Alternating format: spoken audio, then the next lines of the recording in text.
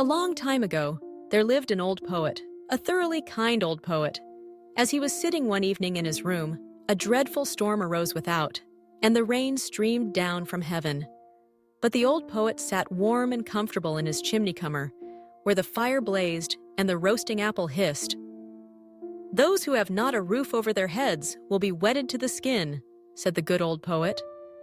"Oh, let me in! Let me in! I am cold, and I'm so wet!" exclaimed suddenly a child that stood crying at the door and knocking for admittance, while the rain poured down, and the wind made all the windows rattle. "Poor thing," said the old poet as he went to open the door. There stood a little boy, quite naked, and the water ran down from his long golden hair. He trembled with cold, and had he not come into a warm room, he would most certainly have perished in the frightful tempest. "Poor child," said the old poet, as he took the boy by the hand. Come in, and I will soon restore thee. Thou shalt have wine and roasted apples, for thou art verily a charming child." And the boy was so really. His eyes were like two bright stars, and although the water trickled down his hair, it waved in beautiful curls. He looked exactly like a little angel, but he was so pale, and his whole body trembled with cold. He had a nice little bow in his hand, but it was quite spoiled by the rain, and the tints of his many-colored arrows ran one into the other. The old poet seated himself beside his hearth and took the little fellow on his lap. He squeezed the water out of his dripping hair, warmed his hands between his own, and boiled for him some sweet wine. Then the boy recovered. His cheeks again grew rosy. He jumped down from the lap where he was sitting and danced round the kind old poet. "You are a merry fellow," said the old man. "What's your name?" "My name is Cupid," answered the boy. "Don't you know me? There lies my bow. It shoots well, I can assure you. Look, the weather is now clearing up, and the moon is shining clear again through the window." "Why, your bow is quite spoiled," said the old poet. "That were sad indeed," said the boy, and he took the bow in his hand and examined it on every side. "Oh, it is dry again, and is not hurt at all. The string is quite tight. I will try it directly." And he bent his bow, took aim, and shot an arrow at the old poet, right into his heart.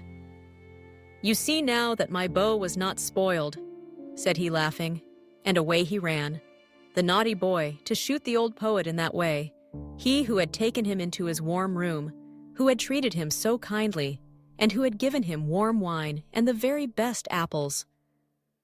The poor poet lay on the earth and wept, for the arrow had really flown into his heart. "Fie," said he, "how naughty a boy Cupid is. I will tell all children about him, that they may take care and not play with him, for he will only cause them sorrow and many a heartache."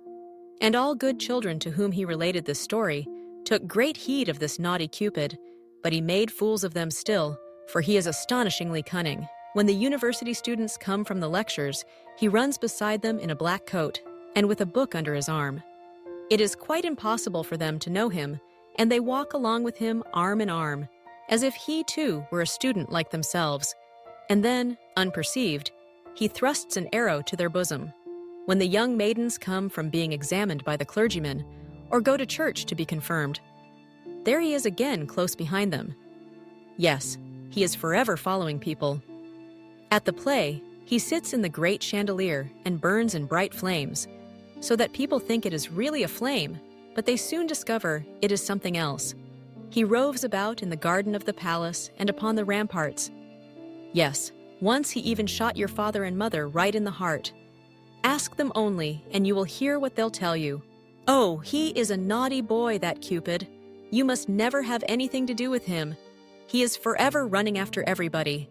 Only think, he shot an arrow once at your old grandmother. But that is a long time ago, and it is all past now.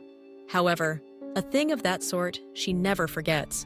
Fie, naughty Cupid. But now you know him, and you know too how ill-behaved he is.